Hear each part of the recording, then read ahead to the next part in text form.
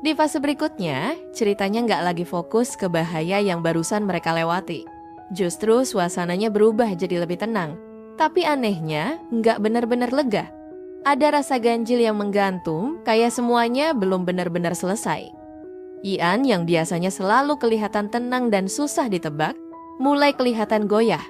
Dia nggak bisa lagi nutupin apa yang sebenarnya dia rasain. Di sisi lain, kedekatan dia sama Huiju makin dalam, tapi juga makin canggung. Mereka sama-sama sadar ada sesuatu di antara mereka, tapi juga tahu kalau itu diakui sepenuhnya, semuanya bisa jadi lebih rapuh. Dan benar aja, ketenangan itu nggak bertahan lama. Rahasia mereka akhirnya terungkap, dan tiba-tiba mereka ditarik balik ke dunia yang keras dan penuh sorotan. Hal yang dulu terasa pribadi, sekarang jadi konsumsi publik. Buat Huiju, tekanan itu langsung terasa berat banget. Dia kayak nggak punya ruang buat bernafas, apalagi buat nenangin diri. Di tengah kekacauan itu, hubungan yang baru mulai mereka pahami, malah diuji habis-habisan.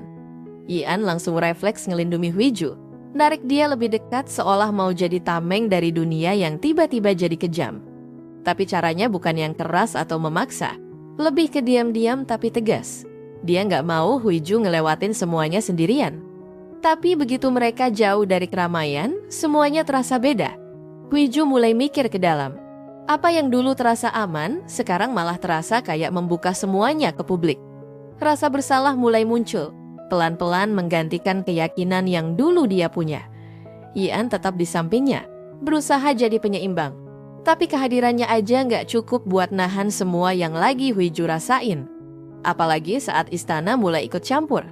Irang dengan dingin nunjukin kalau hubungan mereka itu nggak cukup kuat buat ngelindungi Ian dari apa yang bakal datang. Dari situ jelas banget kalau perasaan pribadi mereka bentrok langsung dengan realitas politik.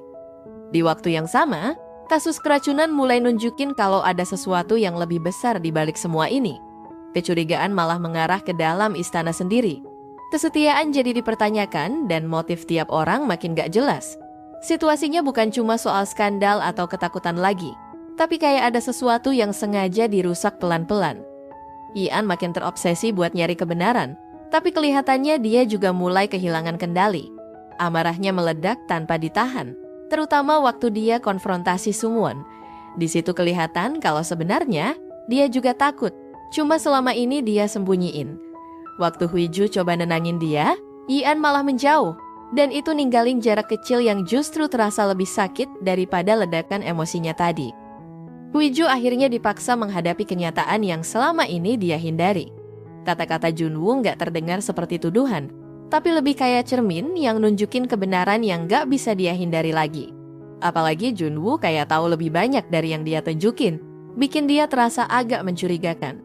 Sementara itu, tekanan dari istana makin kuat. Pilihan yang dikasih ke Huiju bahkan nggak terasa seperti pilihannya sendiri. Tapi justru dari situlah dia akhirnya dapat kejelasan. Di satu momen yang jarang terjadi, mereka berdua ada di situasi yang tenang. Huiju lihat Ian tanpa pura-pura lagi. Dia sadar apa yang dia rasain sekarang udah nggak bisa dibatasi seperti dulu. Dan menyangkal itu cuma bikin semuanya makin berat. Akhirnya dia ambil keputusan buat pergi. Tapi itu bukan karena dia kuat. Lebih karena dia merasa itu satu-satunya jalan. Menurut dia, cara terbaik buat ngelindungi Ian adalah dengan menjauh sepenuhnya. Walaupun itu berarti harus menghancurkan perasaannya sendiri.